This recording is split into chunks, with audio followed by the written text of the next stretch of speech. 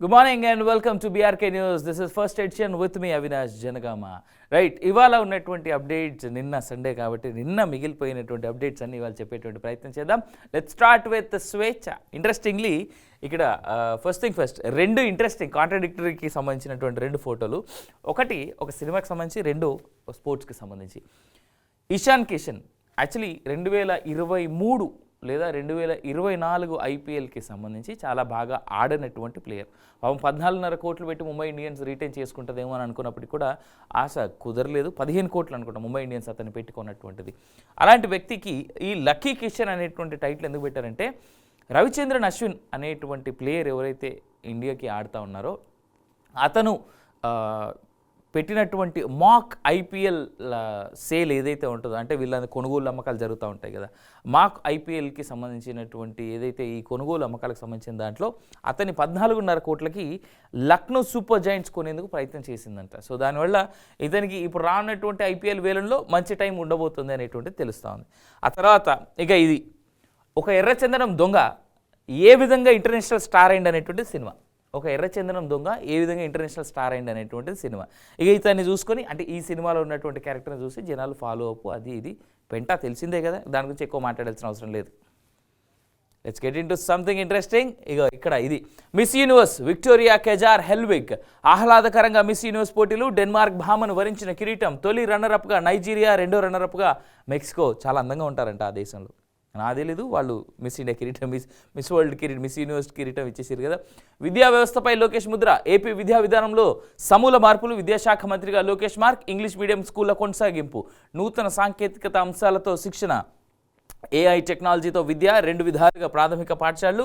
Academic year పూర్తయ్యేలో కొత్త టీచర్లు. ప్రాథమిక ఉన్నత విధానం రద్దు చేసే యోచన. ప్రతి 20 మంది విద్యార్థులకు ఒక ఎస్జిటి. పారదర్శకంగా ప్రమోషన్లు, బదిలీలు. ఇవి కానీ కంప్లీట్గా నిజంగా లోకేష్ తన మార్క్ని ఫిక్స్ చేసుకొని లోకేష్ ఆ విధంగా కనుక స్కూల్స్ విషయంలో స్పెషల్ కేర్ తీసుకుంటే రానటువంటి రోజుల్లో అద్భుతమైనటువంటి యువతని సమాజానికి అందించినటువంటి వ్యక్తి, ఈ దేశానికి అందించినటువంటి వ్యక్తి అవుతారు ఆయన. రైట్. తిరుమలలో కలకలం. పవిత్రమైన పాప వినాశనం తీర్థంలో అన్యమత ప్రచారం. 7 కొండలపై ఏడ్స్ పాటలకు రీల్స్ చేసిన మహిళలు. పాప వినాశనం ప్రాంతంలో టీటీడీ విజిలెన్స్ తనిఖీలు అంటూ చూస్తూ ఉన్నాం కదా. నేను ఒక మాట చెప్తా,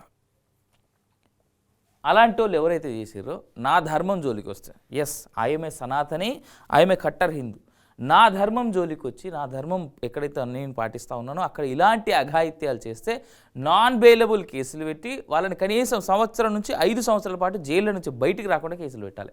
కానీ ఆ దమ్ము ఈ ప్రభుత్వాలకు ఉన్నదా? వీళ్ళు చేస్తారా అనేది పెద్ద క్వశ్చన్. తిరుమలలో ఎవరిదో పాటలు పెట్టుకున్న డ్యాన్స్లు వేసుడేంది బై? This is my emotional damage. డెఫినెట్గా హిందువులు అంటే ఎంత చులకనగా చేస్తున్నారు ఈ ప్రభుత్వం. కానీ కేవలం ఈ ఒక్క ప్రభుత్వమే కాదు, గత 5-10 ఏళ్ళుగా ఏం జరుగుతూ ఉందని చూడొచ్చు మనం. గత 5-10 ఏళ్ళుగా సనాతన ధర్మం మీద వీళ్ళు ఏం చేస్తూ ఉన్నారు, ఎందుకు ఇన్ని కుట్రలు చేస్తూ ఉన్నారు? పవన్ కళ్యాణ్ గొంతు చించుకొని సనాతన ధర్మం దారి తప్పుతోంది, సనాతన ధర్మం పైన దాడి జరుగుతుందని అంటే ఏవోగా అదిగో ఆఖరికి టీటీడీలో కూడా తిరుమల తిరుపతి దేవస్థానానికి సంబంధించినటువంటి పాప వినాశన తీర్థంలో ఏసు పాటలకు రీల్స్ అంట. ఆడ రానిచ్చిన వాళ్ళని అక్కడికి వాళ్ళని అట్లే రావడం తప్పు కాదు, నా ధర్మాన్ని వాళ్ళు ఫాలో అవుతా అంటే, లేదా నా గుడికాలు వస్తే తప్పు కాదు. కానీ ఆడ ఏ పాటలు పెట్టుకొని డ్యాన్స్లు వేసిరాలు? వాళ్ళకి ఏమైనా రిజర్వేషన్స్ ఉంటే అవి కూడా క్యాన్సిల్ చేయాలి. Trust me on this. అప్పుడు కానీ 4-5 దెబ్బకు దాడికి. శివసేన జనసేన లక్ష్యం ఒక్కటే, ఆంధ్రాలో మార్పు తీసుకొచ్చి చూపించాను. వైసీపీని ఓడించలేరంటే చేసి తీరుతానని సవాల్ చేసి చూపించా. మహారాష్ట్రలో ఎన్డీఏ ప్రభుత్వం ఏర్పాటు కావాలి, అందుకే బాధ్యతగా ఇక్కడికి ప్రచారానికి వచ్చా. బల్లాపూర్ ఒక మినీ భారతదేశం లాంటిది. బతుకమ్మ వేడుక, సమ్మక్క సారక్క జాతరలు ఘనంగా జరుగుతాయి. అన్ని మతాలను సమానంగా చూసే సనాతన ధర్మంపై దాడి చేస్తే నేను చూస్తూ ఊరుకోను. సెక్యులరిజం కేవలం సనాతనంలో మాత్రమే ఉంటుంది. ఇది గుర్తుపెట్టుకోవాలి జనాలు. ఖచ్చితంగా ముందుండి పోరాటం చేస్తా. జనసేనను బలంగా తీసుకెళ్లడంలో మహారాష్ట్ర స్ఫూర్తి కూడా ఉంది. శివసేన జనసేన సనాతన ధర్మ పరిరక్షణ కోసం పనిచేసే పార్టీలే. ఆర్ఎస్ఎస్ లేకపోతే దేశం ఇంత బలంగా ఉండేదా? డెఫినెట్గా ఉండేది కాదు.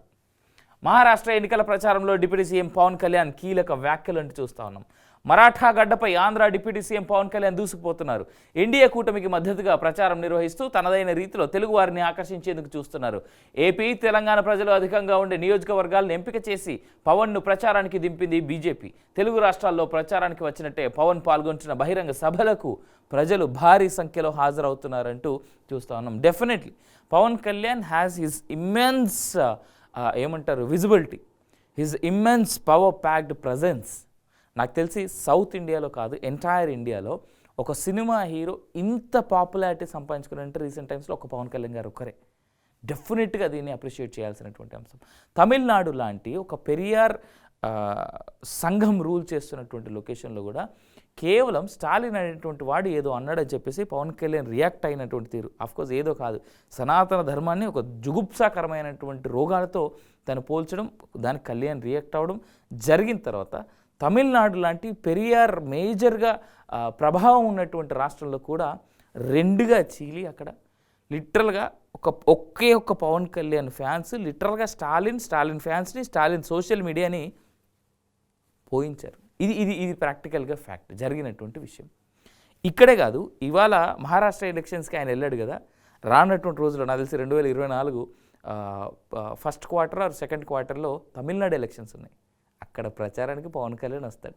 అప్పుడు బీజేపీకి సంబంధించినటువంటి అన్నామలై విత్ పవన్ కళ్యాణ్ కలిసి సభ పెట్టి, ఎందుకంటే Kalyan can speak Tamil very well, ఆయన మాట్లాడుతుంటే నా సామిరంగా చూడాలి రానటువంటి రోజుల్లో. చెన్నైలో పెరిగాడు కదా, అది ఉంటుంది. So I'm excited actually.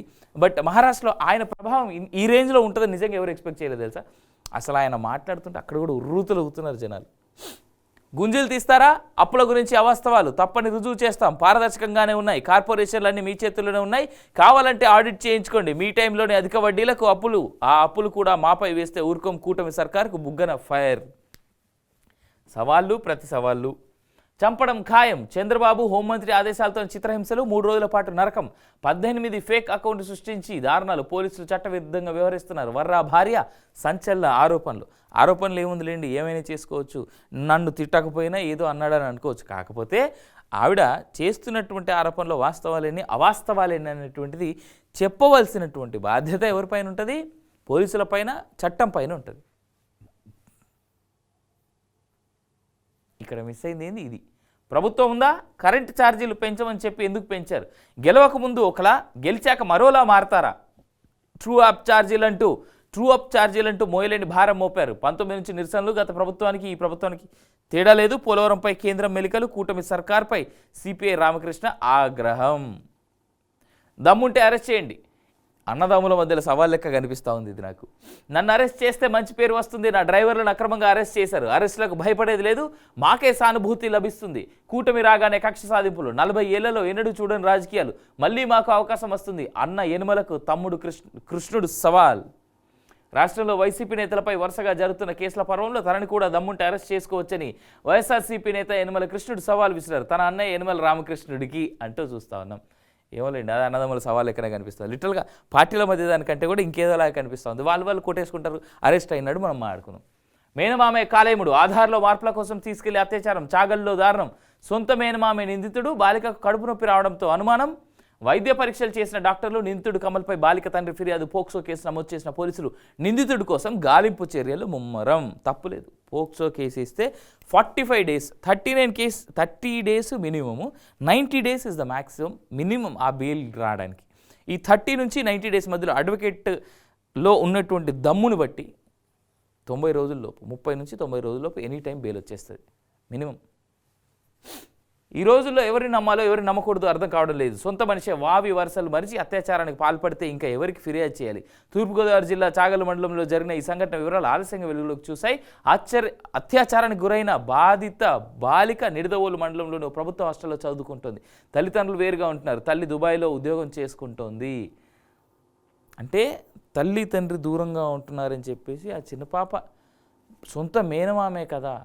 మామ అంటే తండ్రి తర్వాత తండ్రి స్థానం, లేదా తల్లి తర్వాత తల్లి స్థానంలోకి ఉండాల్సినటువంటి వ్యక్తి మామ అంటే. ఇంకా అలాంటి వాళ్ళు ఇలాంటి అఘాయిత్యాలు చేస్తే బాలికలు లేదా పిల్లలు ఎవరిని చూడాలి, ఎవరిని నమ్మాలి, ఎవరిని నమ్మకూడదు? కొడాలి బుక్ అయ్యారు. మాజీ మంత్రి కొడాలి నానిపై కేసు నమోదు. విశాఖ 3 టౌన్ పిఎస్లో స్టూడెంట్ ఫిర్యాదు. న్యాయ కళాశాలలో చదువుకుంటున్న అంజనప్రియ కొడాలి బూతుల పంచాంగంలో వినలేని మాటలు మనస్తాపం చెందానని ఫిర్యాదు. సెలబ్రిటీలపై వరుసగా కేసులు. మొన్న వర్మ, నిన్న పోసాని, నేడు కొడాలి నాని. కేసు నమోదు చేసుకున్న పోలీసులు.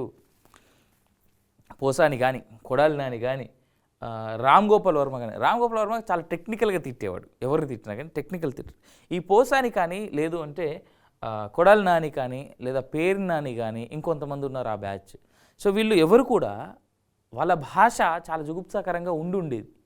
సో ఇక్కడ మనం ఏ పార్టీ సైడ్ తీసుకోవాల్సిన పని లేదు. వాళ్ళ భాష గత 5 ఏళ్ల పాటు వాళ్ళు వాడినటువంటి పదాలు కానీ, వాళ్ళ భాష కానీ తీసుకుంటే దాన్ని బట్టి మనకు అర్థమైపోతూ ఉంటుంది. ఒక మంత్రి స్థాయి వ్యక్తి నీ అమ్మ చెప్పిందా, నీ అయ్యే చెప్పిందా అనేటువంటి పదాలు అఫీషియల్గా on press meet, on record వాడేవాడు. దీన్ని బట్టి అర్థం చేసుకోవచ్చు. సరే, కేసు నమోదైందిగా, ఏం జరుగుతుందనేది చూద్దాం. వైఎస్ జగన్ హయాంలో ప్రతిపక్షాలను టార్గెట్గా చేసుకుని తన బూతుల పంచాంగంతో రెచ్చిపోయారు మాజీ మంత్రి కొడాలి నాని. వైసీపీ పెద్దల అండతో గత 3 ఏళ్లుగా చంద్రబాబు, లోకేష్, పవన్ కళ్యాణ్పై నోటికొచ్చిన బూతులు తిడుతూ రెచ్చిపోయారు. ఇక వైకాపా సోషల్ మీడియా సైన్యం కొడాలి నానికి ఏ విధంగా సపోర్ట్ చేసిందో కూడా మనం చూసినాం అనేది వాళ్ళు రాశారు అక్కడ. అంతే, ఏం లేదు. ఇక తమ్ముడికి తుది వీడ్కోలు.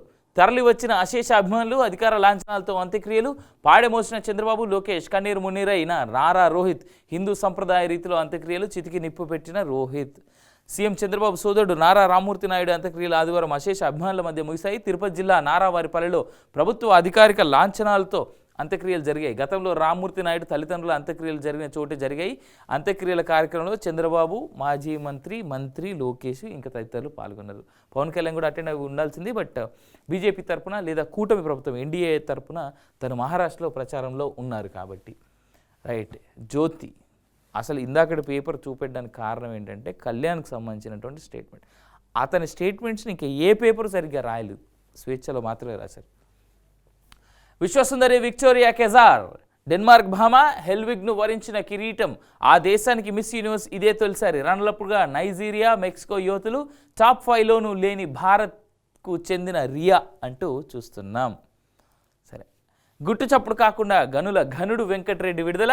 తీవ్ర అభియోగాలున్న కేసులో చడి చప్పుడు లేకుండా బెయిల్. సమర్థ వాదనలు వినిపించడంలో ఏసీబీ విఫలం. బెయిల్ పిటిషన్పై అభ్యంతరం చెప్పని వైనం. దేశం విడిచి వెళ్లరాదనే అధికారికి కోర్టు షరతు. ప్రతి శనివారం ఏసీబీ సిఐయు అధికారుల ముందు హాజరు కావాలని ఆదేశం. వైసీపీ పాలనలో మైనింగ్ శాఖను మడత పెట్టేశారనే ఆరోపణలు ఎదుర్కొంటున్న గనుల శాఖ మాజీ డైరెక్టర్ వీజీ వెంకటరెడ్డికి బెయిల్ లభించింది. శనివారం రాత్రి బాగా పొదుపోయాక ఆయన జైలు నుంచి విడుదలయ్యారు. గత ప్రభుత్వంలో ఇసుక, మైనింగ్ వ్యవహారాల్లో ఆయనపై తీవ్ర ఆరోపణలు వచ్చాయి.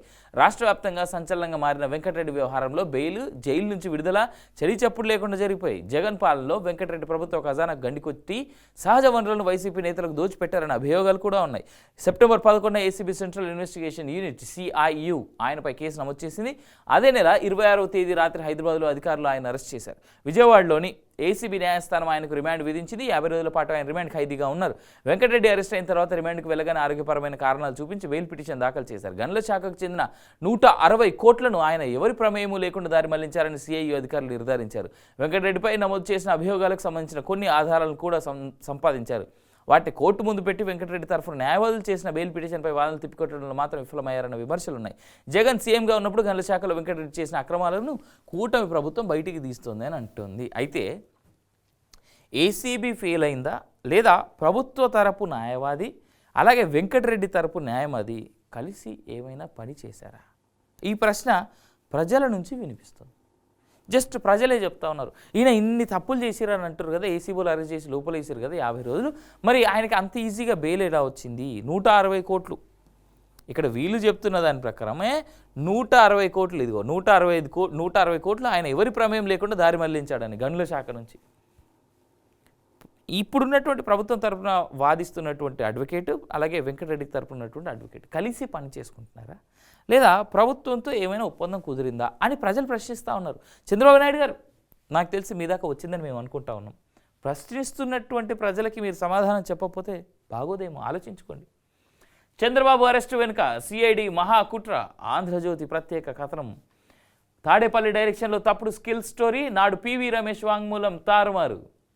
161వ స్టేట్మెంట్ మార్చేసిన సిఐడి అధికారులు చెప్పని విషయాలతో సొంతంగా వాంగ్మూలం. అర్ధరాత్రి దాటాక అక్రమంగా చంద్రబాబు అరెస్ట్. 53 రోజుల పాటు రాజమండ్రి జైల్లోనే. సిఐడి వైసీపీ నేతల అడ్డగోలు ఆరోపణలు. తాజాగా వెలుగులోకి వచ్చిన జగన్ లీలలు అంటూ చూస్తూ ఉన్నాం. బాబు అరెస్టుకు నా స్టేట్మెంట్కు లింకా, పోలీసుల ప్రకటన దిగ్భ్రాంతికరం, ఆయన అరెస్టుకు దారితీసే అంశాలు ఏవి వాటిలో లేవు, కేబినెట్ ఆమోదంతోనే స్కిల్ కార్పొరేషన్ ఏర్పాటు, నిబంధనలకు అనుగుణంగానే డిజైన్ టెక్ నిధులు, నాటి ఇంటర్వ్యూలో రిటైర్డ్ ఐఏఎస్ పివి రమేష్ స్పష్టీకరణ అంటూ చూస్తా ఉన్నాం. రైట్, ఇగో ఇక్కడ వీళ్ళు ఒక్కొక్కటి రాశారు కదా, ఎవరి స్టేట్మెంట్స్ ఏంటి అనేటువంటివి చూద్దాం. 2023 సెప్టెంబర్ 9వ తేదీ రాత్రి నంద్యాల పర్యటనలో బస్ చేసిన నాటి ప్రతిపక్ష నేత చంద్రబాబుకు హైడ్రామా మధ్య సిఐడి అరెస్ట్ చేసిన తీరు నేటికి ప్రజలకు గుర్తుంది. స్కిల్ డెవలప్మెంట్ ప్రాజెక్టులో అక్రమాలు జరిగాయని, నిధులు దారి మళ్లించారని నాడు సిఐడి ప్రకటించింది. నాటి ముఖ్యమంత్రి జగన్, ఆయన రోత మీడియా కూడా ఇదే పాట పాడారు. తాజాగా బయటపడిన విషయం ఏంటంటే అసలు ఈ కేసే ఓ కుట్ర, తాడేపల్లి డైరెక్షన్లో సిఐడి ఉన్నతాధికారులు చేసిన మహాకుట్ర. చంద్రబాబును అరెస్ట్ చేయడం కోసం ఏకంగా నాటి ఆర్థిక శాఖ ప్రత్యేక ప్రధాన కార్యదర్శి పివి రమేష్ ఇచ్చిన 161 స్టేట్మెంట్ను సిఐడి అధికారులు మార్చేశారు. ఆయన చెప్పని విషయాలను సొంతంగా స్టేట్మెంట్లో చేర్చారు. చేయని తప్పునకు చంద్రబాబును అక్రమంగా అరెస్ట్ చేసి 53 రోజులు జైల్లోనే ఉంచారు. స్కిల్ ప్రాజెక్టులో నాడు ఏం జరిగింది, సిఐడి మోపిన అభియోగాలు ఏమిటి, పివి రమేష్ ఏం చెప్పారు, సిఐడి అధికారులు దాన్ని ఎలా మార్చారు, ఈ మొత్తం వ్యవహారంపై ఆంధ్రజ్యోతి ప్రత్యేక కథనం అంటూ చూస్తా ఉన్నాం. ఒక పథకానికి లేదా ఇది వాస్తవం, ఒక పథకానికి లేదా ప్రాజెక్టుకు అనుకున్నా ఒక పథకానికి లేదా ప్రాజెక్టుకు శాసనసభలో బడ్జెట్ ఆమోదం ఉన్నప్పుడు నిధుల విడుదలలో ఎలాంటి అభ్యంతరాలు ఉండబోవు. ఏదైనా పని సత్వరం కావాలనుకున్నప్పుడు ముఖ్యమంత్రి సంబంధిత అధికారులకు చెప్పడం రివాజు. ఇది పివి రమేష్ స్టేట్మెంట్. ఇక ఇది సిఐడి కథ. స్కిల్ ప్రాజెక్టులో చెల్లింపులు నిబంధనలకు విరుద్ధంగా జరిగాయి. నేను కుదరదని అభ్యంతరం చెప్తే నాటి ముఖ్యమంత్రి చంద్రబాబు అనేకసార్లు ఫోన్ చేసి ఒత్తిడి చేసి డబ్బులు విడుదల చేశారు. రమేష్ చెప్పినట్లు కోర్టుకు సిఐడి సమర్పించిన నివేదిక. దీన్ని బట్టి తారుమారు జరిగింది ఏంది, జరుగుతున్నది ఏంది, ఆనాడు ఆయన మీద కేసు పెట్టడానికి గల కారణాలు ఏంది, ఏ విధంగా ఉంది అనేటువంటిది చూడొచ్చు. సరే, దీంట్లో నిజానిజాలు కోర్టు పరిధిలో ఉంది కాబట్టి మనం మాట్లాడొద్దు. అయినప్పటికీ కూడా 53 రోజులు ఆయన్ని లోపలేశారు. ఆయన బయటకు వచ్చాడు. ఇవాళ ఆయన ప్రభుత్వం ఉంది కాబట్టి జరుగుతున్నటువంటి ఎంక్వైరీ పారదర్శకంగా జరిగి ఆనాటి కేసు అబద్ధమైతే తప్పుడు కేసులు పెట్టిన వాళ్ళ మీద చర్యలు, ఆనాటి కేసు నిజమైతే తప్పు చేసినటువంటి వ్యక్తులకి శిక్ష, ఈ రెండు జరిగితే, ఈ రెండిట్లో ఏదో ఒకటి జరిగితే కరెక్ట్గా ఉంటుందనే ఉద్దేశం. మహారాష్ట్రలో బల్లార్పూర్లో డిప్యూటీ సీఎం పవన్ ప్రచారం. మోదీ నాయకత్వాన ప్రగతి పథంలో భారత్ 5 ట్రిలియన్ల ఆర్థిక శక్తిగా ఎదగాలంటే ఎన్డీఏ ప్రభుత్వమే ఉండాలి. పవన్, నా పిల్లలతో మరాఠీలోనే మాట్లాడతా, ఆ భాషపై గౌరవంతోనే నేర్చుకున్నా. హైదరాబాద్ నుంచి వచ్చిన వారు మన సంస్కృతిని అగౌరవపరుస్తున్నారు. సనాతన ధర్మంపై దాడి చేస్తూ ఊరుకోను, ఖచ్చితంగా పోరాడుతా డిప్యూటీ సీఎం పవన్. మహాయుతి అభ్యర్థుల తరఫున 2వ రోజు ప్రచారం అంటూ చూస్తా ఉన్నాం. ఇన్ఫ్యాక్ట్ నేను ఒక వీడియో చూపెట్టాలనే చాలా ఆశగా ఉంది కానీ చూపెట్టలేను. పవన్ కళ్యాణ్ గారు మాట్లాడుతూ ఓల్డ్ చుట్టి నుంచి వచ్చినోడు ఎవడో 15 నిమిషాలు ఇస్తే చాలు మాకు టైం అంటే దానికి సంబంధించి ఆయన ఒక మంచి ఎక్స్ప్లెనేషన్ ఇచ్చాడు. బాగుండేది. మీరు పవన్ కళ్యాణ్ గారి స్పీచ్ చూడాలి, ఖచ్చితంగా ఈ విషయంలో చూడాలి. లాభదాయక అనర్హతపై కొత్త చట్టం. ఫ్లాగ్షిప్ పథకాల్లో సభ్యులుగా ఉన్నవారిపై వేట్ పడదు. బిల్లుపై ప్రజాభిప్రాయం కోరిన కేంద్ర న్యాయశాఖ 1959 నాటి చట్టం రద్దుకు యోచన, వర్తమాన కాల పరిస్థితులకు అనుగుణంగా నిర్వచనం. ఎంపీలపై అనర్హత వేటుకు సంబంధించిన కొత్త చట్టం తీసుకురావాలని కేంద్ర ప్రభుత్వం యోచిస్తుంది. సర్కారులో లాభదాయక పదవులు నిర్వహిస్తూ ఎంపీగా గెలిచిన వారిపై అనర్హతకు అవకాశం కల్పిస్తున్న 1959 నాటి చట్టాన్ని రద్దు చేయాలని భావిస్తోంది.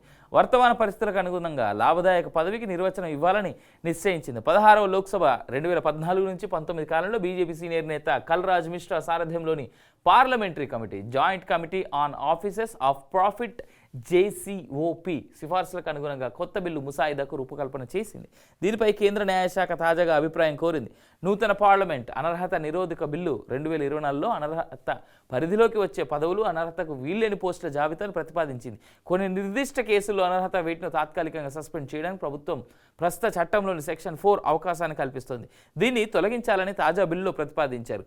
కేంద్ర ప్రభుత్వ ఫ్లాగ్షిప్ పథకాలు, కార్యక్రమాలైన Swachh Bharat, smart city mission, Deen Dayal Upadhyaya Grameen Kaushalya Yojana మొదలైన వాటిలో సభ్యులుగా ఉండేవారిని లాభదాయక పదవులు నిర్వహించే వారి జాబితాలోకి తేకూడదని జేసీఓపీ న్యాయశాఖకు సూచించింది. అలాగే లాభదాయక పదవికి సమగ్ర నిర్వచనం రూపొందించాలని, చట్టంలోని భాష ఫార్మాట్ సరళంగా ఉండాలని ప్రతిపాదించింది. ప్రస్తుత చట్టంలోని కాలం చెల్లిన నిరర్ధక అంశాలను పరిగణలోకి తీసుకోకూడదని పేర్కొంది. అంటే ప్రభుత్వంలో ఉంటూ ప్రభుత్వం నిర్వహిస్తున్నటువంటి ఈ యొక్క ప్రభుత్వం అందిస్తున్నటువంటి పథకాల్లో ఎవరైతే పొజిషన్లో ఉంటారో వాళ్ళు ఎవరు కూడా లాభదాయక పదవుల్లో లేరనేటువంటి డిక్లేర్ చేయమని కోరింది. సింపుల్గా చెప్పాలంటే విశాఖలో ఉద్యోగం, ముంబైలో లంచం. సిబిఐ ఉచ్చులో విశాఖ రైల్వే ఉన్నతాధికారి. పెనాల్టీ తగ్గించడానికి లంచం డిమాండ్. 25 లక్షలు తీసుకుంటుండగా అరెస్ట్. నిందితుడు వాల్తేర్ డిఆర్ఎం 1991 ఐఆర్ఎస్ అధికారి. లంచం ఇచ్చిన 2 కంపెనీ ప్రతినిధులు కూడా అరెస్టు. ఇచ్చినోడు తీసుకున్నోడు ఇద్దరిని అరెస్ట్ చేశారు. Happy, I'm happy, I'm very much happy. DSC ఆలస్యం. ఎస్సీ వర్గీకరణ కోసం ఆగిన నోటిఫికేషన్. తాజాగా వర్గీకరణపై ఏకసభ్య కమిషన్, దాని నివేదిక వచ్చాక నోటిఫికేషన్. ఈలోగా అభ్యర్థుల సన్నద్ధతకు అవకాశం. నోటిఫికేషన్ ఇచ్చాక ప్రక్రియ వేగవంతం. న్యాయ వివాదాలు రాకుండా ప్రభుత్వం కసరత్తు అంటే చూస్తాను. పాఠశాలల పనివేలు పెంపు. నెల్లూరు జిల్లాలో పైలట్గా కొత్త టైం టేబుల్. సాయంత్రం గంట అదనంగా బడి. పైలట్ అనంతరం తుది నిర్ణయం అంటూ చూస్తూ ఉన్నాం. మెగా డిఎస్సి నోటిఫికేషన్ జారీకి మరికొంత సమయం పట్టే అవకాశం కనిపిస్తుంది. షెడ్యూల్ ప్రకారం ఈ నెల 6న నోటిఫికేషన్ విడుదల కావాల్సి ఉండగా అనూహ్యంగా వాయిదా పడింది. ఎస్సీ వర్గీకరణకు సుప్రీంకోర్టు అనుకూలంగా తీర్పు వెలువరించిన నేపథ్యంలో డిఎస్సి నుంచే దాన్ని అమలు చేయాలని వచ్చిన విజ్ఞప్తుల మేరకు నోటిఫికేషన్ వాయిదా వేయాలని నిర్ణయించారు. రాష్ట్రంలో ఎస్సీ వర్గీకరణ ఎలా చేయాలన్న దానిపై ప్రభుత్వం ఏకసభ్య కమిషన్ నియమించింది. 2 నెలలు నివేదిక ఇవ్వాలని ఆదేశించింది. దీంతో నివేదిక వచ్చిన తర్వాత డిఎస్సి నోటిఫికేషన్ వెలువడి నుంచి 2-3 నెలల నోటిఫికేషన్ జారీ చేసేలా ప్రణాళిక రూపొందిస్తున్నారు. ఈలోగా డిఎస్సికి సిద్ధంగా ఉండాలని అభ్యర్థులకు ప్రభుత్వం స్పష్టం చేయనుంది. నోటిఫికేషన్ జారీ అయ్యాక భర్తీ ప్రక్రియ వేగంగా పూర్తి చేసేలా ప్రణాళిక రూపొందిస్తున్నారు. ఎట్టి పరిస్థితుల్లోనూ వచ్చే విద్యా సంవత్సరంలో బడ్డు తెచ్చుకునే సమయానికి కొత్త టీచర్లు అందుబాటులో ఉండాలనేటువంటిది ప్రభుత్వం యొక్క ఆలోచన. రైట్, ఎలా చూసుకున్నా కానీ మనకు ఉన్నటువంటి సుప్రీంకోర్టు ఇచ్చినటువంటిది ఏదైతే ఎస్సీ వర్గీకరణ జరగాలి అనేటువంటి మాట ఏదైతే ఉందో, అంటే మాలలు మాదిగలకి సంబంధించి ఇంకా మిగిలినటువంటి ఉపకులాలు ఏ విధంగా అయితే ఉన్నాయో వాటన్నిటికి కూడా సమన్యాయం జరగాలని చెప్పేసి ఇచ్చినటువంటి సుప్రీంకోర్టు గైడ్లైన్స్ ఆధారంగా వీళ్ళు చేస్తున్నారు. అయితే సుప్రీంకోర్టు క్రిమీ లేయర్కి సంబంధించి కూడా మాట ఇచ్చింది. ఆ క్రిమీ లేయర్ని మరి ఎందుకు రాజకీయ నాయకులు అడ్డుకుంటున్నారు అనేటువంటి తెలియదు. క్రిమీ లేయర్ యాక్చువల్గా ఏం చేస్తుంది అని అంటే, let's say if I'm SC, నేను వెల్ సెటిల్డ్ అనుకోండి, ఎస్సీలో ఉన్నటువంటి దాంట్లో నేను వెల్ సెటిల్డ్ అనుకోండి, నా తర్వాత వచ్చేటువంటి తరాలకి ఇంకా ఎస్సీ రిజర్వేషన్స్ అనేటువంటివి చెందవు. ఎందుకు చెందవు? ఆల్రెడీ ఫ్యామిలీలో ఒకరు ఫుల్ ఎస్టాబ్లిష్డ్ అయిన తర్వాత మళ్ళీ ఇంకా వాళ్ళ అభివృద్ధి ఇంకా వాళ్ళకే అభివృద్ధి అంటే కాదు కదా. ఎస్సీలో ఉన్నటువంటి మిగిలిన వాళ్ళు కూడా అందరూ అభివృద్ధి చెందాలి కాబట్టి క్రీమీ లేయర్ అనేటువంటి ప్రక్రియను పెట్టాలని చెప్పేసి సుప్రీంకోర్టు చెప్పినటువంటి మాట. బట్ దీనికి రామ్ విలాస్ పాశ్వాన్ కొడుకు ఎవరైతే చిరాగ్ పాశ్వాన్ ఉన్నాడో, మోడీకి అత్యంత దగ్గర ఉన్నటువంటి వ్యక్తి, చిరాగ్ పాశ్వాన్తో సహా చాలామంది ఈ క్రీమీ లేయర్ని వద్దంటున్నారు. లెట్స్ సే ఇప్పుడు అలాంటిదే క్రీమీ లేయర్ లాంటి వ్యవస్థ కనుక పట్టుకొస్తే, వాస్తవ రూపం చెప్తా ఉన్నా, తెలంగాణ రాష్ట్రంలో అత్యంత సంపన్నుల జాబితాల్లో వచ్చేటువంటి మొదటి వ్యక్తిగా ఉన్నటువంటి వ్యక్తి విశాఖ ఇండస్ట్రీస్కి చెందినటువంటి ఓనర్. విశాఖ ఇండస్ట్రీస్ ఓనర్ అని అంటే మనం చదువుతున్నది ఏంది, ఇది ఈనాడు పేపర్ కదా, ఆంధ్రజ్యోతి. లాస్ట్గా ఒక పేపర్ చదువుతా, ఆ పేపర్లో ఉండేటువంటి వ్యక్తి, ఆ పేపర్ ఓనర్ కూడా ఆ ఇండస్ట్రీస్కి సంబంధించినటువంటి వ్యక్తి. రైట్. సో అలాంటి వ్యక్తి ఆ ఇంట్లో నుంచి ఇవాళ 3 అధికారంలో ఉన్నారు, అధికార పార్టీకి సంబంధించి. వివేక్, వినోద్, ఆయన కొడుకు ఎంపీ, 2 అన్నదమ్ములు ఎమ్మెల్యేలు. రేపో మాపో మంత్రిని కూడా చేస్తారట. అంటే ఎస్సీ వర్గీకరణ జరిగి క్రిమీ లేయర్ అనేది లేకపోతే ఒకటే ఫ్యామిలీలో ఉన్నటువంటి వాళ్ళు ఎస్సీ రిజర్వేషన్ని లేదా ఎస్టీ రిజర్వేషన్ వాడుకుని ఎంతమంది అయినా వాళ్ళ ఫ్యామిలీ నుంచి డెవలప్ అవుతారు. దీన్ని తగ్గించడానికి క్రిమీ లేయర్ అనేటువంటి పద్ధతిని తీసుకొచ్చింది వివేక్ వెంకటస్వామి, వినోద్ వెంకటస్వామి, వాళ్ళ కొడుకు వంశీకృష్ణ. 3 అధికారంలో కేవలం ఎస్సీ రిజర్వేషన్లో క్రిమీ లేయర్ లేకపోవడం వల్లే. అదే క్రిమీ లేయర్ ఉంటే వేరే ఎస్సీల్లోనే చాలా తక్కువ అండర్ డెవలప్డ్ ఉన్నటువంటి వివిధ ఫ్యామిలీలకు చెందినటువంటి వ్యక్తులకి ఎస్సీ ఎస్టీ టికెట్, ఈ ఎస్సీ రిజర్వేషన్ ఉన్నటువంటి ఎమ్మెల్యే టికెట్లు, ఎంపీ టికెట్లు వస్తాయి కదా. క్రిమీ లేయర్ ఇదిగో ఇలా చేస్తుంది. కొన్ని ఫ్యామిలీలో అయితే 4 ఫాదర్స్ ఎస్సీ, ఆయన ఒక ఐపీఎస్ ఐఏఎస్ మొదలు పెడితే ఆయన పిల్లలు, వాళ్ళ పిల్లలు అందరూ ఉన్నారు దీంట్లో ఐఏఎస్లు ఐపీఎస్లుగా. క్రిమీ లేయర్ లేకపోవడం వల్లనే. ఎందుకంటే మొదట సిస్టంలోకి ఎంటర్ అయినటువంటి వ్యక్తికి దాన్ని ఎలా క్రాక్ చేయాలో తెలుసు కాబట్టి. క్రిమీ లేయర్ అనేటువంటిది ఉండడం చాలా అవసరం దేశానికి.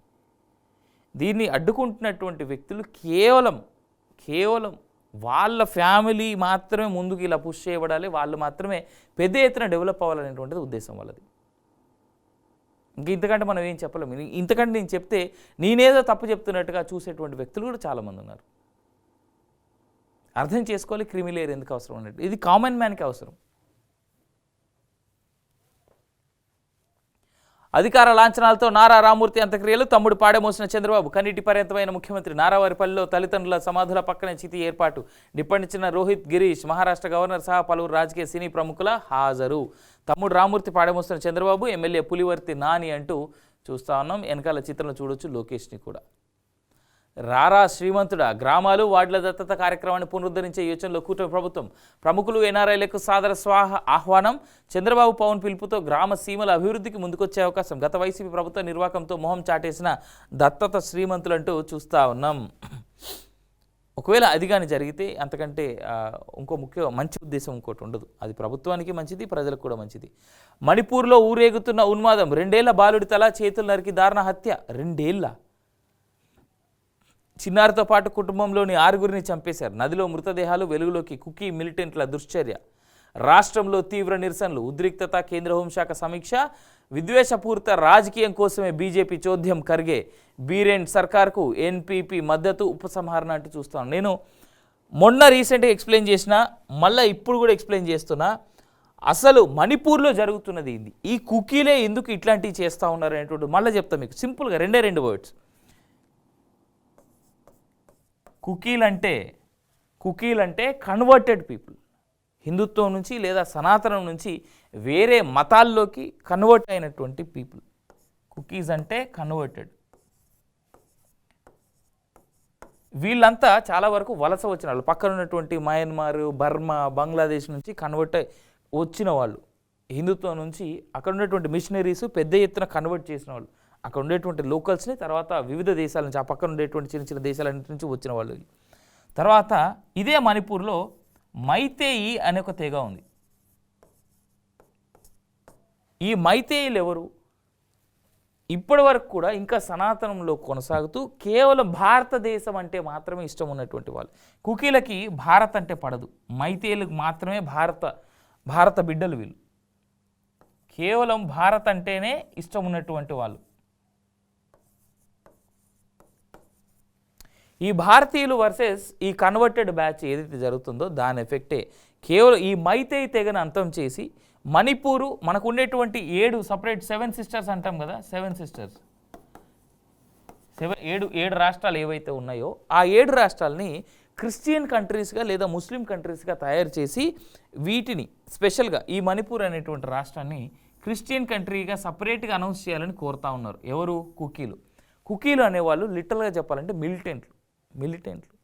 వాళ్ళ దగ్గర ఎంత ఎక్విప్డ్ మెషినరీ ఉంది అంటే ఈ కన్వర్ట్ చేస్తున్నటువంటి ఆ మిషనరీస్ ఏవైతే ఉన్నాయో వాళ్ళకి బాంబులని, గ్రెనేడ్స్ని, అడ్వాన్స్డ్ మెషిన్ గన్స్ని కూడా అందిస్తూ ఉన్నారు. కొన్ని కోట్ల డబ్బు. ఫార్ లెఫ్ట్ ఆఫ్ యుఎస్, ఈ ఫార్ లెఫ్ట్ యుఎస్ అనేటువంటిది ఏదైతే ఉందో ఇదే ఇవాళ బంగ్లాదేశ్ని కూడా అనిశ్చితికి గురి చేస్తుంది. ఫార్ లెఫ్ట్ ఏదైతే ఉందో ఇది బంగ్లాదేశ్లో కూడా అనిశ్చితిని క్రియేట్ చేసింది. ఈ ఫార్ లెఫ్ట్ వాళ్ళే ఈ మణిపూర్లో కూడా వర్కౌట్ చేస్తూ ఉన్నారు. ఇదే టీం. ఇవాళ ట్రంప్ గెలిచిన తర్వాత అమెరికన్స్లో చాలామంది ఎందుకు భయపడుతూ ఉన్నారంటే ఫార్ లెఫ్ట్ అనేటువంటి దాన్ని కూకటి వెళ్తే ఇట్లా పీకి అవతల పడేస్తా అని చెప్పేసి అన్నాడు ఆయన.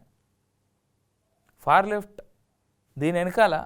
లెఫ్ట్ వెనకాల పెద్ద ఎత్తున పనిచేసేటువంటి వాడు జార్జ్ సోరోస్.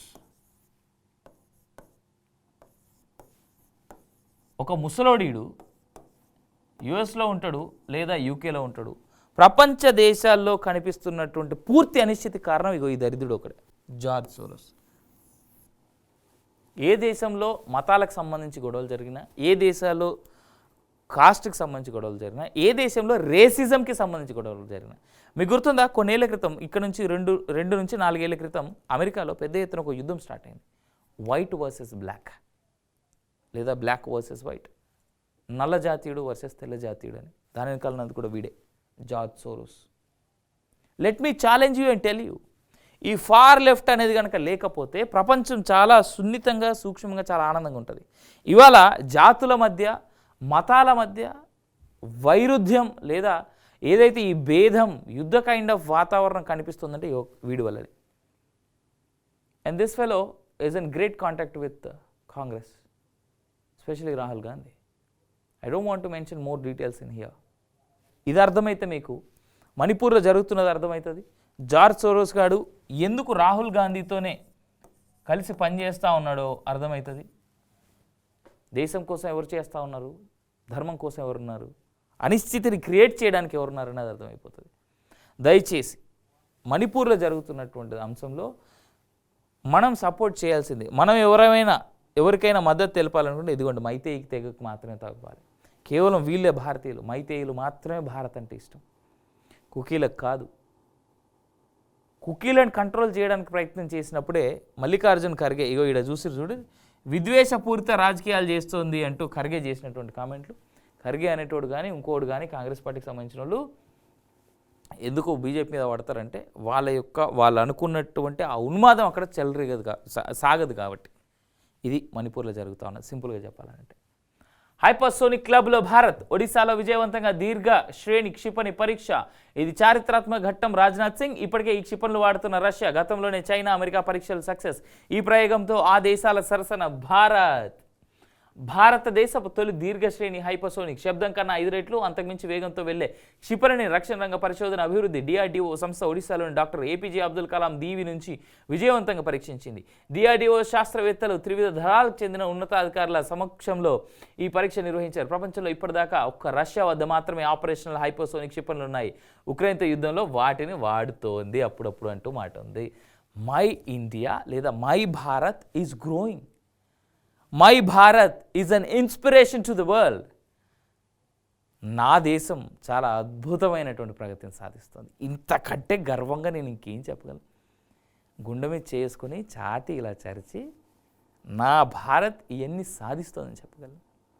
గత 10 ఏళ్ళుగా ఇలాంటి ఘటనలు ఎన్నో మనం లెక్కేసుకోవాలి. కానీ భారతీయ ఆర్మీ, డిఆర్డీఓను అలాగే భారతీయ ఆర్మీకి సంబంధించినటువంటి చాలా అంశాల్లో ఇవాళ భారత్ ఎక్స్పోర్ట్ చేస్తుంది వివిధ దేశాలకు. ఇన్ఫ్యాక్ట్ రష్యా, ఉక్రెయిన్, పాలస్తీన్, ఇజ్రాయెల్తో సహా, యుఎస్తో సహా భారత్ నుంచి అమ్యునిషియం కానీ, గన్స్ కానీ, మనోళ్ళు తయారు చేసినటువంటి విమానాలు తేజాస్ లైట్ కాంబాట్ ఫ్లైట్ ఏదైతే ఉందో లైట్ వెయిట్ కాంబాట్ ఫ్లైట్, దాన్ని యుఎస్ కొనేందుకు ప్రణాళిక సిద్ధం చేస్తుంది. భారత్ తయారు చేసినటువంటి బ్రాహ్మోస్ మిసైల్స్ ఏవైతే ఉన్నాయో వాటిని రష్యా పెద్ద ఎత్తున కొనుగోలు చేస్తుంది.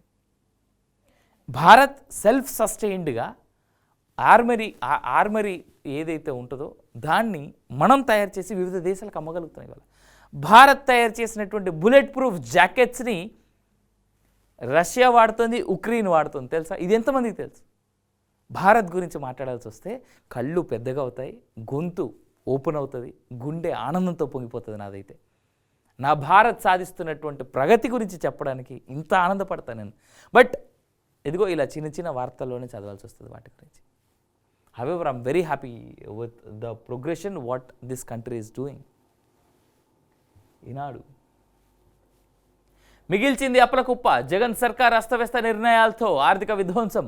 అప్పుల చెల్లింపుల భారం 10.86 లక్షల కోట్లకు చేరిక. ఇంకా వెలికి తీస్తూనే ఉన్న కూటమి ప్రభుత్వం పెండింగ్ చెల్లింపుల భారమే 2.06 లక్షల కోట్లు. 2024-25 ఆర్థిక సంవత్సరంలో ప్రభుత్వం ప్రవేశపెట్టిన బడ్జెట్ ప్రకారం రుణాలు ఇలా ఉన్నాయి. బహిరంగ మార్కెట్ రుణం 3,66,564.51 కోట్లు. కేంద్ర ప్రభుత్వం నుంచి రుణాలు 28,138.34 కోట్లు. ఇతర సంస్థల నుంచి రుణాలు 19,858 కోట్లు. చిన్న మొత్తాల పొదుపు ద్వారా 6,639 కోట్లు. పీఎఫ్ పొత్తాలు 29,791 కోట్లు. డిపాజిట్లు, రిజర్వ్ నిధులు 40,741 కోట్లు. మొత్తం రుణాలు 2024 మార్చి 31వ తేదీ నాటికి 4,91,734.11 కోట్లు.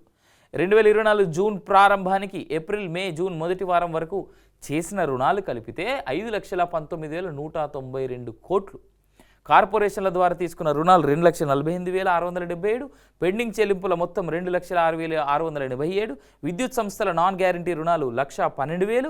మొత్తంగా 10,86,556 కోట్లు. 2024 జూన్ మొదటి వారంలో జగన్ సర్కార్ దిగిపోయే నాటికి ఉన్న మొత్తం భారం ఇది. పెండింగ్ బకాయిల్లో వివిధ పథకాలు, గుత్తేదారులకు ఇవ్వాల్సిన 1,13,224 కోట్లు. ఉద్యోగులకు బకాయిలు 21,980 కోట్లు.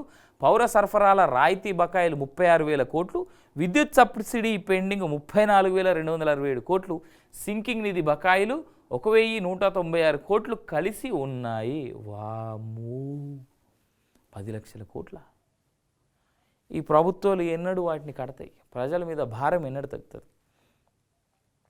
తెలంగాణలోనే ఉన్నటువంటి అప్పుల సంఖ్యని గమనించుకొని ప్రభుత్వం కడుతున్నటువంటి వడ్డీలు అవి ఇవన్నీ కలుపుకుంటే గత 10 ఏళ్ళు ఈ 1 ఇయర్ 11 ఏళ్ళలో చూసుకుంటే తెలంగాణలో జీవిస్తున్నటువంటి ప్రతి పౌరుడు రాబోతున్నటువంటి ఇప్పుడు నవజాత శిశువు పుట్టి 1వ 2వ రోజు అయితే కనుక అతని పైన కూడా లేదా ఆ పాప పైన కూడా కనీసం 3 నుంచి 5 లక్షల రూపాయల వరకు అప్పు పెట్టుకొని పుడుతున్నట్టుగా లెక్క.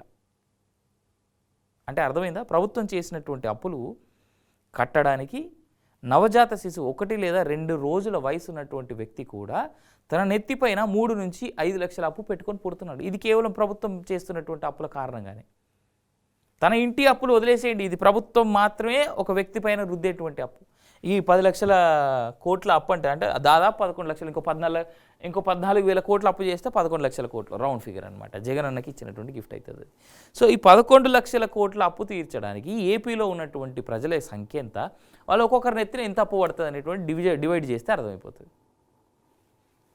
I don't know what to speak on this.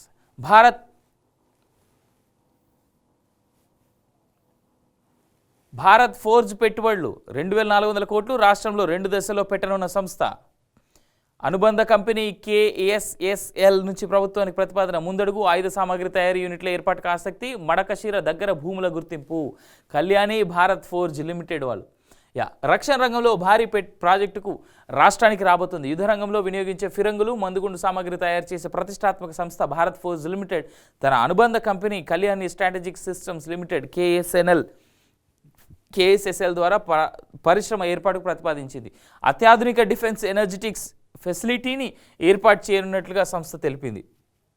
ఫిరంగులు, artillery system, protected vehicles, armoured vehicles upgrade, మందుగుండు సామాగ్రి, క్షిపణులు, defence solutions, defence electronics, aerospace వంటి రంగాలపై దృష్టి సారించినట్టుగా సంస్థ తెలిపింది. దీంతో పాటు ఆటోమోటివ్, విద్యుత్, ఆయిల్ అండ్ గ్యాస్, నిర్మాణం, మైనింగ్, మెరైన్, రైల్వే కోచ్ల తయారీకి కూడా ఈ సంస్థ పరికరాలను సరఫరా చేస్తుందని పేర్కొంది. 2 దశలు అభివృద్ధి చేసే ప్లాంట్ ద్వారా 2,400 కోట్ల పెట్టుబడులతో పెట్టనున్నట్టుగా ప్రభుత్వానికి ప్రతిపాదించింది. భారతదేశంతో పాటు ప్రపంచ దేశాలకు రక్షణ సామాగ్రి సరఫరా చేయనున్నట్లు తెలిపింది.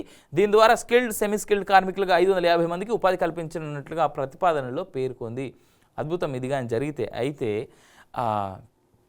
ఒకటి చెప్పాలి, మన హైదరాబాద్ అవుట్స్కట్స్లో సమ్వేర్ BHEL సైడ్ చాలామందికి తెలిసే ఉంటుంది, ఆ ఏరియాలో జీవించేటువంటి వాళ్ళకి లేదా తెలియని వాళ్ళ కోసం చిన్న ఇన్ఫర్మేషన్ ఏంటంటే, మన హైదరాబాద్లో కూడా మిలిటరీలో వాడేటువంటి ట్యాంక్స్ ఉంటాయి కదా, యుద్ధ ట్యాంకులు అంటాం, వాటిని తయారు చేస్తారు ఇక్కడే.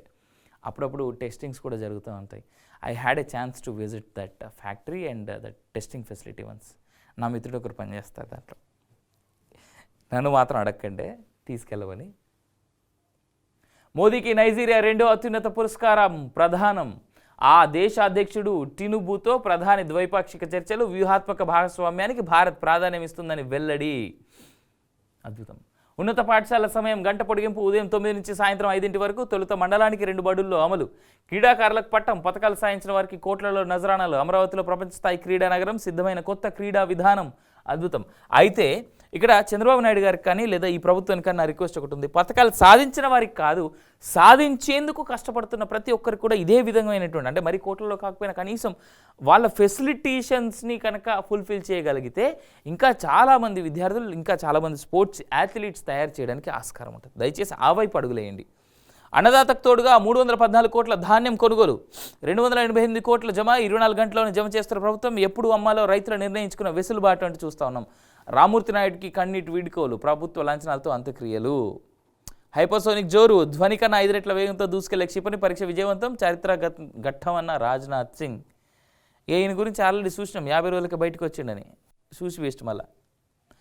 ఏఐతో భూ ఆక్రమణల అట్టకట్టు. తమిళనాడులో ప్రయోగాత్మకంగా అమలు. కోయంబత్తూరులో పైలట్ ప్రాజెక్ట్ సత్ఫలితాలు. ఇదే దేశవ్యాప్తంగా కూడా తీసుకొచ్చేందుకు ఆస్కారం ఉంది. ఏఐతో భూములు ఎక్కడున్నాయి, ఏం జరుగుతుంది అనేటువంటిది చూసి చేసేందుకు. మణిపూర్లో ఆరని మంటలు. మంత్రి, 3 ఎమ్మెల్యేల నివాసాలకు నిప్పు. మరో ఎమ్మెల్యే ఇంటిపైన దాడి. ముఖ్యమంత్రి ఇంటిపై దాడిని అడ్డుకున్న భద్రతా సిబ్బంది. ప్రభుత్వానికి NPP మద్దతు. ఉపసంహరణ.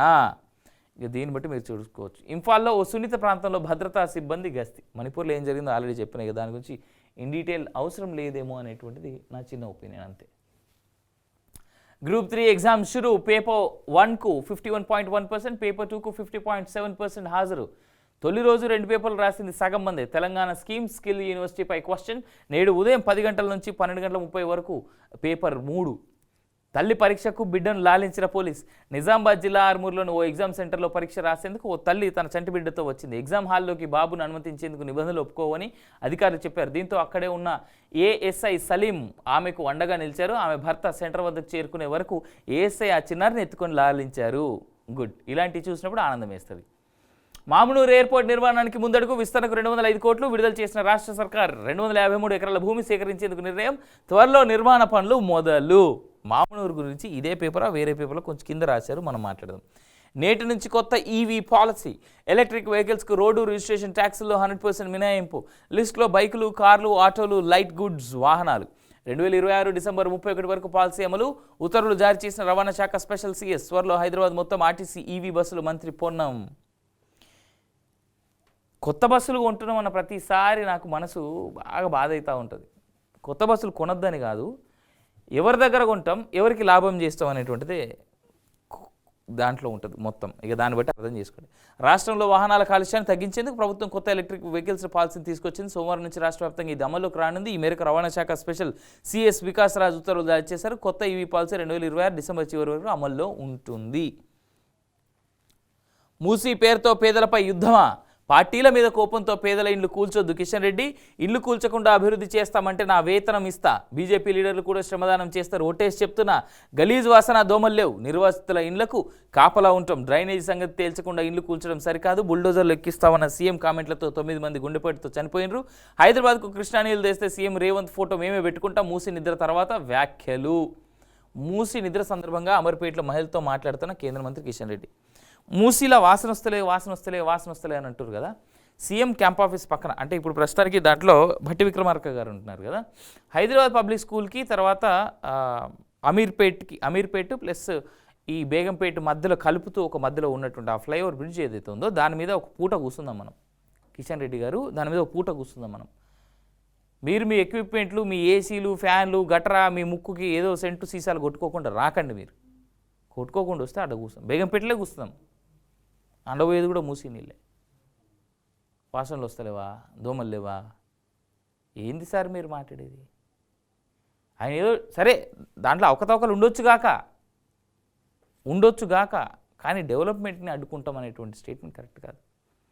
మూసిని క్లీన్ చేయండి, మేము కూడా సపోర్ట్ చేస్తాం, దానికి సంబంధించి ఏం చేయగలమని కూర్చొని మీరు మాట్లాడుకొని ప్రజలకు మంచి చేసేలాగా చేస్తే బాగుంటుంది. కానీ అసలు మూసిల వాసనే లేదు, మూసిల దోమలే లేవు.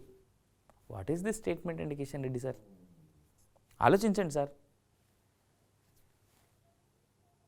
కిషన్ రెడ్డి గుజరాత్కు గులాం. సోలాపూర్లో మీడియాతో మాట్లాడుతున్న సీఎం రేవంత్ రెడ్డి. నాడు సబర్మతికి చప్పట్లు కొట్టి నేడు మూసిని వ్యతిరేకిస్తున్నారా? ఎవరు అడ్డుకున్నా మూసి పునరుజ్జీవం ఆగదు. సీఎం రేవంత్ రెడ్డి. గుజరాత్ను తలదన్నేలా తెలంగాణ మోడల్, అందుకే రాష్ట్ర అభివృద్ధికి కిషన్ రెడ్డి అడ్డుపడుతున్నాడు.